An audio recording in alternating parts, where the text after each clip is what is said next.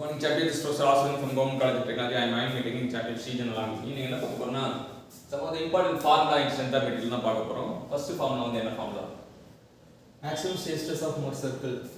Mohs circle maximum shear stress formula ன்னு கேக்குறாங்க. Tau max equal to sigma 1 minus sigma 2 divided by 2. அதுதான் radius of circle னு சொல்லுவாங்க. Radius of Mohs circle tau max ஒண்ணே தான். So அதனால tau max கண்டுபிடிச்சா ஆனா radius கண்டுபிடிச்சா ஒண்ணே தான். So radius of Mohs circle formula இன்னொரு formula என்ன இருக்கு? Radius of Mohs circle equal to root of sigma x minus sigma y by 2 the whole square plus tau x by the square. So ரெண்டு formula அதே தான் tau max க்கு உண்டான formula தான். So அது வந்து சிம்பிளி பண்ணனும் அவசியம் கிடையாது. So ரெண்டுமே வந்து சேம் ஃபார்முலா வேல்யூ சப்ஸ்டிட்யூட் டைரக்டா இருக்கு.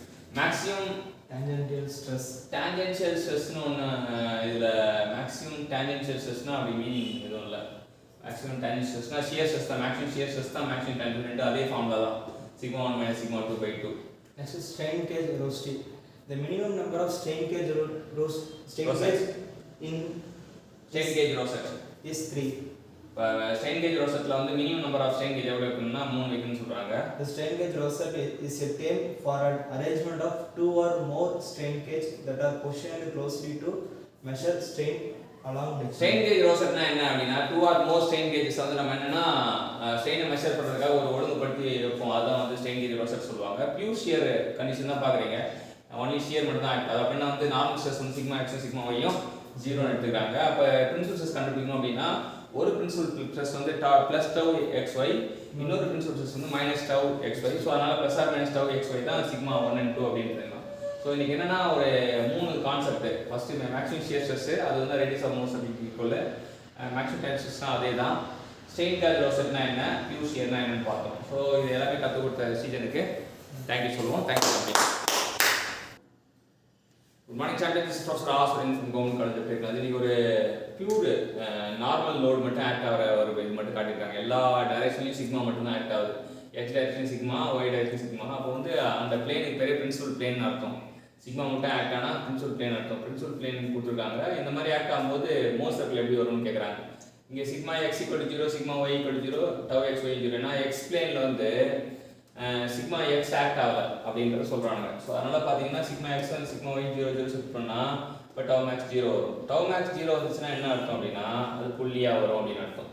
இப்போ நீங்கள் பார்த்தீங்கன்னா இப்போ சிக்மா எக்ஸ் ஆக்ட் ஆக டேட்டில் சிக்மா தான் ஆக்ட் ஆகுது, சிக்மா ஒய் ஆக்ட் ஆகிட்டு சிக்மா ஆக்ட் ஆகுது. ஸோ அப்போ அந்த பிளேனே வந்து இந்த பிளேன் வந்து பிரின்சிபல் பிளேன் தான். இந்த பிளேன் ஒரு பிரின்சிபல் பிளேனு, அந்த பிளேன் ஒரு பிரின்சிபல், ரெண்டு சிக்மா ஆக்ட் ஆகுதுன்னா அப்போ வந்து ரெண்டுமே வந்து கோஆர்டினேட்ஸ் என்னன்னா சிக்மா கமா 0 ஒரு கோஆர்டினேட்டு, சிக்மா கமா 0 இன்னொரு கோஆர்டினேட், ரெண்டுமே இது பண்ணும்போது ரெண்டுமே ஒரே புள்ளியில தான் வரும் அப்படின்னு தெரிஞ்சுக்கலாம். So it will be a point.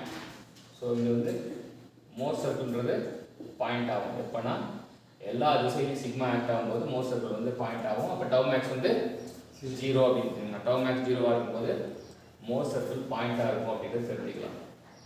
அடுத்தது ஸ்ட்ரெயின் காஜை பற்றி கேட்குறாங்க. strain gauge a direction angle theta with the x axis அப்படி கேட்டிருந்தா epsilon x cos square theta plus epsilon y sin square theta plus tau x y cos theta sin theta.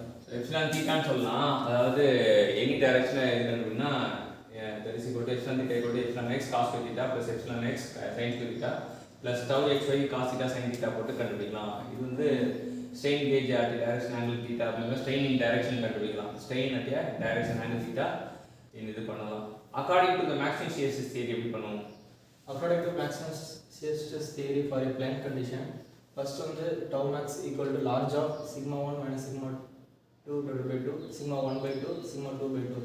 So இது மட்டும் தெரிஞ்சால் போதும். மற்ற எதுவுமே வந்து நீங்கள் ஞாபகம் வச்சுக்க தேவையில்லை. இது ஒன்று வச்சு நம்ம நீங்கள் கால்குலேட் பண்ணலாம். டவ் மேக்ஸ் ஈக்குவல் டு 2 இந்த 3 வேல்யூ கண்டுபிடிக்கணும். 3 எது பெருசோ அதை வந்து போடணும் அப்படின்னு தெரிஞ்சுக்கலாம். சிக்மா 1 மைனஸ் சிக்மா 2 by 2 பெருசாக இருக்கா, இல்லை சிக்மா 1 by 2 பெருசாக இருக்கா, சிக்மா 2 by 2 பெருசாக இருக்கா, அதை வச்சு இது பண்ணணும்.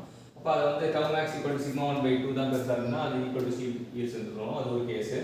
இல்லை சிக்மா 1 by சிக்மா 2 by 2 இதுவாக இருந்தால் அதை வந்து சிஎஸ் ஸ்ட்ரென்த்தோட ஈக்குவேட் பண்ணுறோம். ஸோ சிஎஸ் ஸ்ட்ரென்த்துனா வந்து ஈல்ட் ஸ்ட்ரென்த் by 2 அதை சப்ஸ்டிட் பண்ணோம்னா நமக்கு டேரெக்டாக இங்கே கிடைக்கும். Sigma 1 by 2 equal to plus or minus sigma yield stress by 2 அப்படின்னும்.